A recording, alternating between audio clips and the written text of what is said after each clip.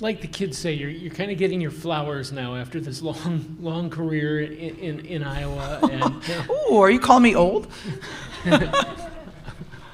no, ma'am. But I was wondering how that career has prepared you for these couple years and this kind of run and what's happening now with your team and you. Well, first of all, happy Easter to everybody. It's great to be here on Easter Sunday and be with everybody and our team, and just for our team family to be together today. But I don't think you change much as a coach, right? Your values, your morals are what you are.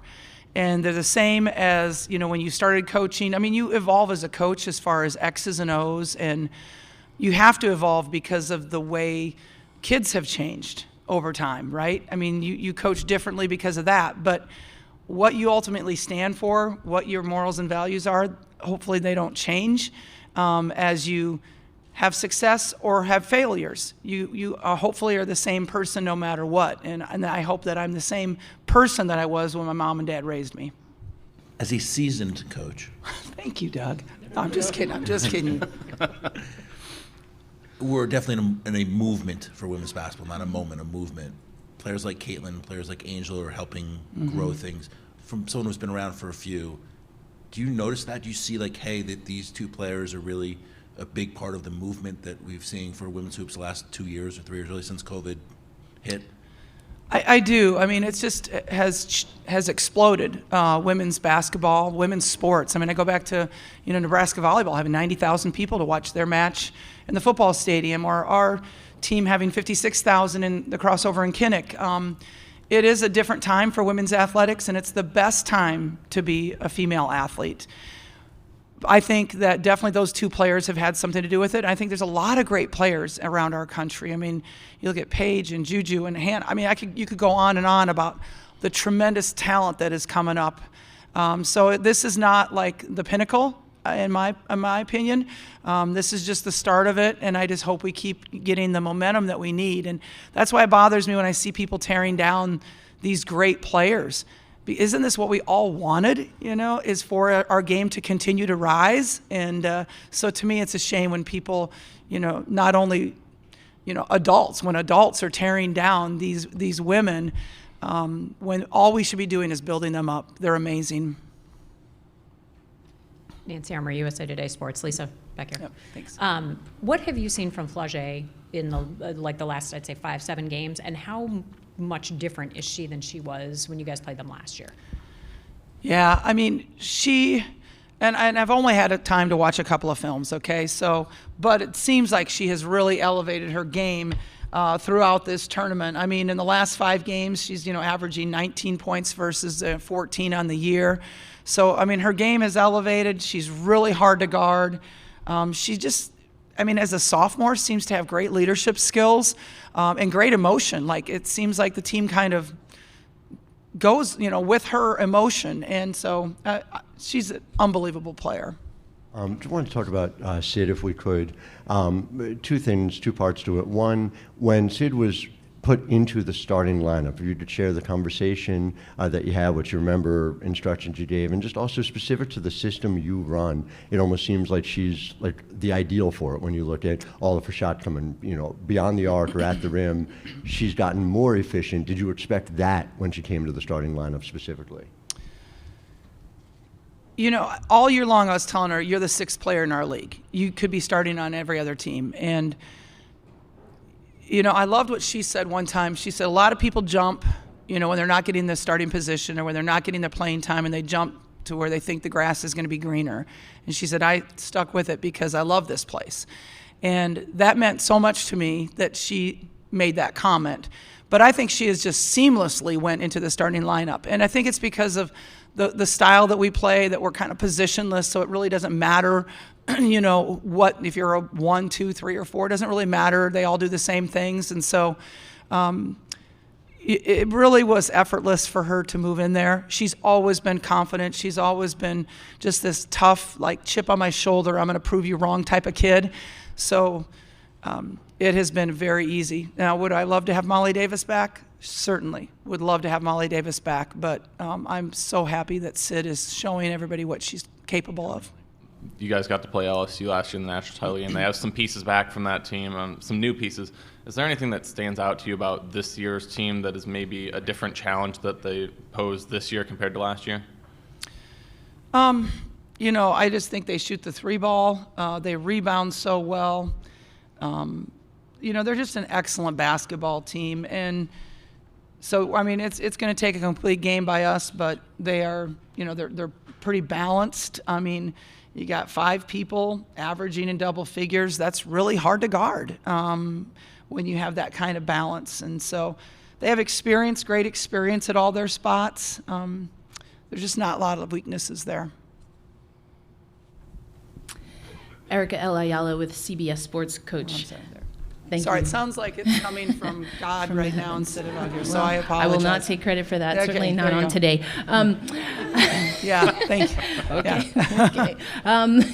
I want to go in a completely different direction with this question, but you talked about some of the negative comments that come with the growth of women's basketball. And since it is women's basketball, there are often very sexist comments, and even again, because it's basketball, racist comments that come with that. As a coach who is molding young players, how do you and your staff handle those things as they come to make sure that first your players are okay, but then also that they have an awareness of and an understanding of how to be confident and be supportive and stand up for their teammates or others who are experiencing that? Yeah. First of all, that's not done overnight, in my opinion. That's something that, your culture is built on, that you have to have your teammates' backs no matter what. So when things do happen, it's not like we're teaching you in that moment, but it's ingrained in you. It's a part of who you are. Building confidence in my women. We talk all the time, do not listen to outside sources. They don't know you. They don't know your heart. They don't know who you are as a person. And so to me, it's like we have a very tight circle, and we really just care about the people in the circle and what they think about us, and not what the outside, voices have opinions, because they don't know us. They really don't know who we are. So to me, it's all about what you've established the minute they walk on campus to the minute they leave, versus trying to correct something or create something in the moment. Lisa, Chantel Jennings with The Athletic. 2 quick ones, if I may. The first is Molly Davis. Are you expecting her to be available for tomorrow? I don't. I'm really, really disappointed. I really thought she'd be back for the tournament. I really did. And so that's too bad, but I don't expect her tomorrow. Okay. And then the second one, Caitlin has talked about how she enjoys talking on the floor. Angel has as well. Kim earlier said she enjoys it as well. I'm curious for you, when you were a player, 6-on-6 Iowa basketball, were you much of a talker?